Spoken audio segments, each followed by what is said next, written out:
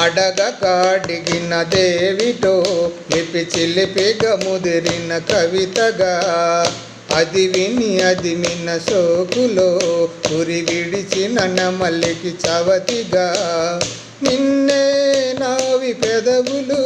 అవి నేడైనాయి మధువులు రెండున్నాయి తనువులు అవి రేపవ్వాలి మనువులు వస్తా వలచి వస్తా మునసు మురను ముచ్చట అబ్బని తీయని దెబ్బ ఎంత కమ్మగా ఉంది రోయబ్బా అమ్మని నున్నని బుగ్గ ఎంత లేతగా ఉన్నదే మగ్గ పురుషుల్లో నా పుంగవా పులకింతొస్తే ఆగవా వయ్యారాల వెళ్ళు